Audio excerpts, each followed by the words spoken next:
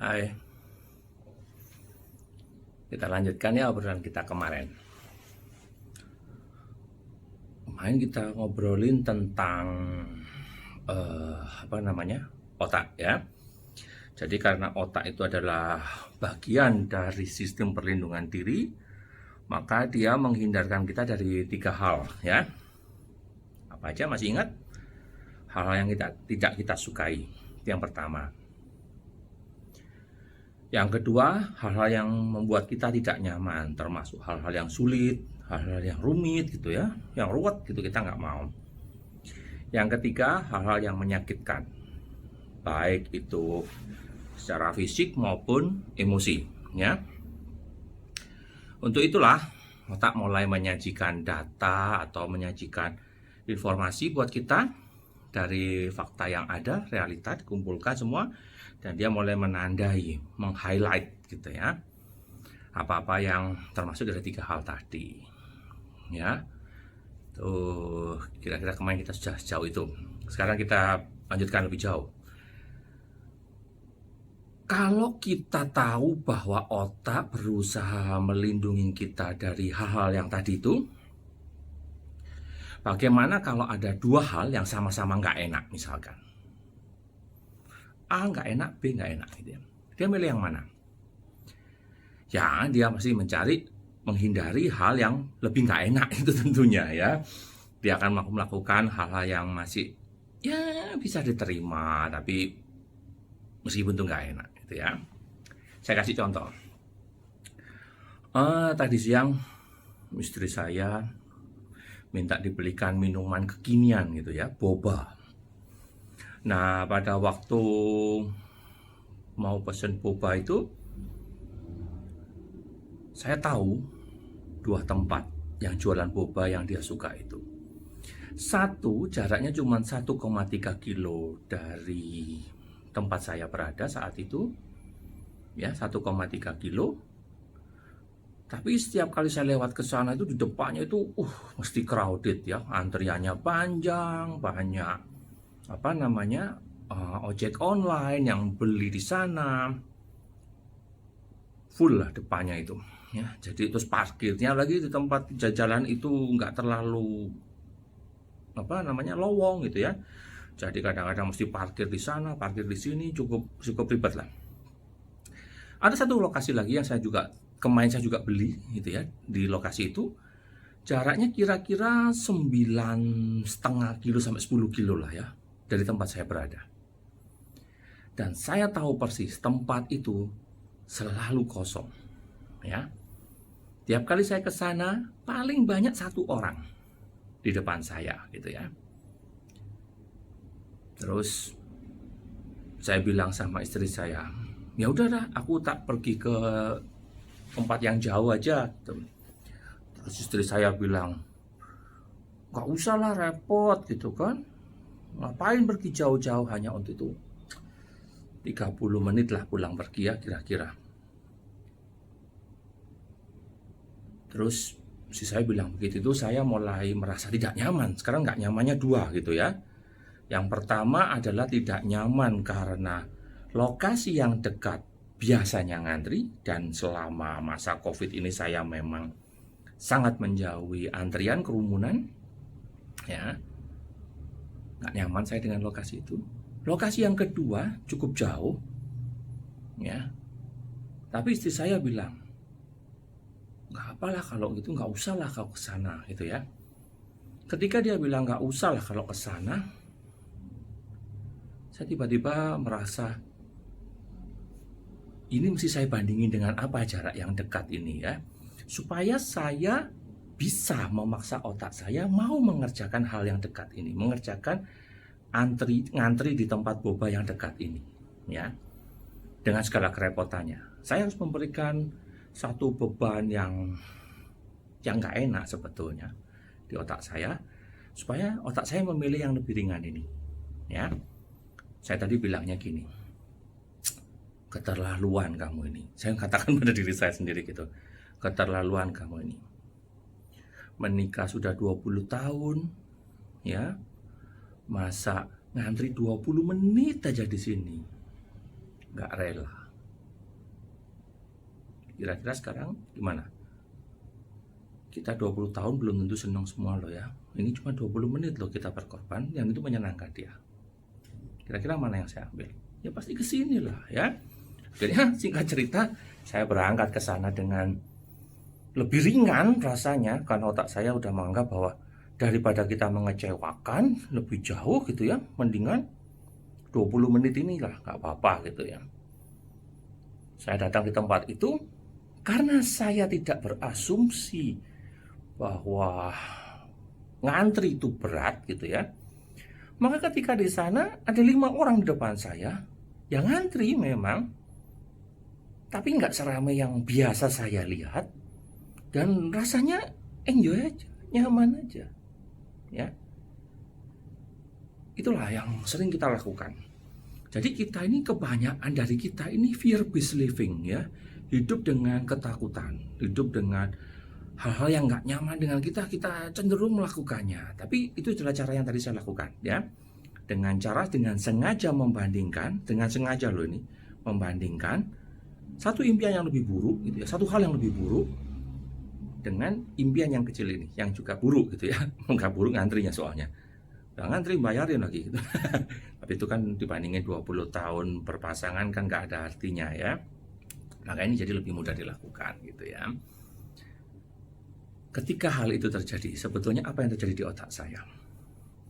Otak saya mulai membangun reaksi kimia di dalamnya ya.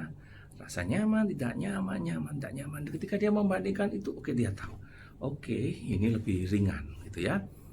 Dan itu nggak akan jadi sebuah value yang kuat dalam diri saya, itu hanya jadi short term memory saja, peristiwa saat itu saja, selesai gitu ya. Nah, tentang impian yang buruk ini ya, mimpi buruk ini, membandingkan hal yang kecil dengan yang buruk ini, banyak juga dipakai orang di drive gitu ya, untuk ngedrive ya. Saya paling sering menggunakan hal ini karena kalau mengimpikan hal-hal yang indah gitu ya, kadang saya nggak tergerak gitu loh ya. Sering sekali orang nawarin saya kartu kredit lah, apalah gitu ya, nanti ada liburan kemana lah, tinggal di mana. Saya nggak tertarik ya, nggak terlalu termotivasi dengan hal-hal kayak gitu ya. Apalagi cuma diomongin bebas iuran lah kayak gitu ya, nggak terlalu tertarik buat saya, nggak menarik buat saya. Tapi kalau hal-hal yang buruk, mengerikan gitu ya, bisa jadi membuat saya melakukan sesuatu ya. Contoh yang banyak dilakukan orang, terutama di para pebisnis jaringan gitu ya, mereka suka menggunakan impian yang buruk gitu ya. Bagaimana kalau nanti anaknya tidak bisa bersekolah di sekolah yang terbaik, sementara di masa depan itu persaingan sedemikian berat, misalkan kayak gitu ya. Meskipun kenyataannya ya nggak benar-benar juga sih hal itu, tapi impian buruk, ketakutan itu benar-benar bisa membuat seseorang berusaha keras. Gimana kalau nanti, ini ngomongnya jelek lagi ya, orang tuanya dia sakit gitu ya, dan dia nggak punya uang untuk membawa ke rumah sakit gitu ya. Itu mengerikan ya, tapi itu membuat orang bergerak gitu ya. Kalau otak saya digitukan, itu otak saya akan mencari pembenaran gitu, dengan sadar cari pembenaran.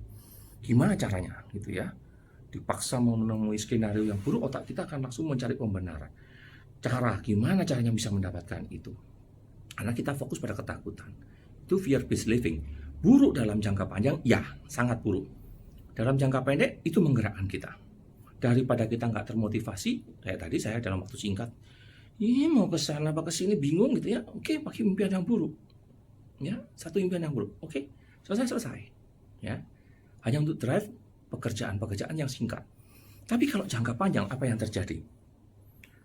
Tubuh Anda akan masuk dalam kondisi yang namanya fight or flight. Ya, tegang terus tubuh Anda.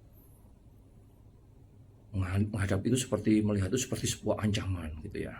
Sehingga tubuh Anda akhirnya makin terbiasa menjadikan ancaman itu sebagai driver. Kalau nggak ada ancaman, nggak bergerak gitu ya. Nah, namanya manusia itu makin lama makin bebal gitu ya. Diancam A kita takut, tapi berikutnya diancam A lagi nggak terlalu takut. Ancamannya lebih gede lagi, B gitu ya.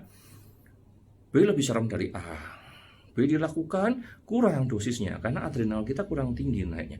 C, D terus sampai makin lama makin tinggi gitu ya. Dan itu buruknya adalah dalam jangka panjang adalah merusak bodi. Makanya saya hanya melakukannya untuk ngedrive hal-hal kecil. Ya. Bagaimana kalau urusannya sebelum kita mau ngomong urusan lebih besar ya.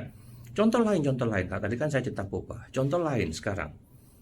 Kita sekarang dipaksa pakai masker gitu ya. Masker. Itu kan juga sama. Kita ditakut-takutin kan resiko yang lebih besar. Ya. Kalau kena Covid gimana? Kita diisolasi lah, keluarga kita diisolasi lah gitu ya. Kemarin saya juga kebetulan mengurus urusan yang berhubungan dengan Covid ya, meskipun cuman PDP ya statusnya, tapi benar-benar mengerikan urusannya ya. Cukup susah urusan itu ya. Jadi benar-benar akhirnya ya kita mau nggak mau pakai masker gitu lah ya. Kemudian kalau kemarin saya mau nggak mau saya harus mengikuti protokol Covid itu ya. Karena saya harus berpikir ada ketakutan yang lebih besar dari itu. Rumah sakit yang menerapkan pun juga sama. Karena mereka memikirkan resiko yang lebih besar ya. Kenapa dia maksa kita pakai ini itu dengan protokol Covid yang artinya ada biaya yang besar untuk melakukannya itu? Karena mereka lebih memikirkan bagaimana kalau infeksi yang ada itu menular ke seluruh rumah sakit. Lebih ngeri lagi kan? Belum lagi ke seluruh kota, seluruh pulau. Ngeri ya. Berapa orang mengatakan konspirasi? Oke. Kalau saya bilang virusnya ada benar ya. Konspirasi enggak ya. Ada beberapa manipulasi ya. Tapi sejauh ini so far ya saya melihat bahwa banyak protokol yang benar gitu ya. Oke lah, kita jalanin aja. Nggak usah ngomong Covid lagi, capek ya. Oke, berarti kita harus menghindarkan otak kita dari berjalan otomatis tadi ya. Tadi kan saya cerita, kalau kita fear-based living 1 kali, 2 kali, 3 kali, makin lama makin besar. Lama-lama tubuh kita terbiasa. Artinya otomatis fear-based living. Itu yang bahaya, itu yang merusak bodi dalam jangka panjang.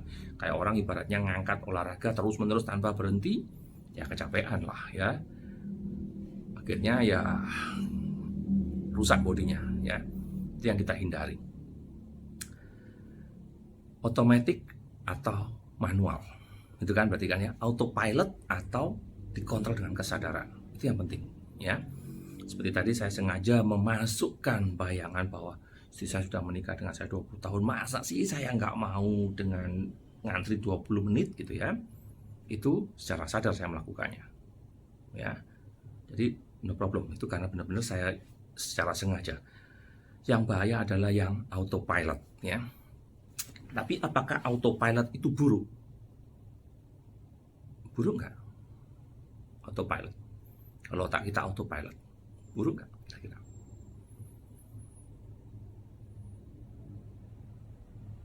Kita sambung di video berikutnya.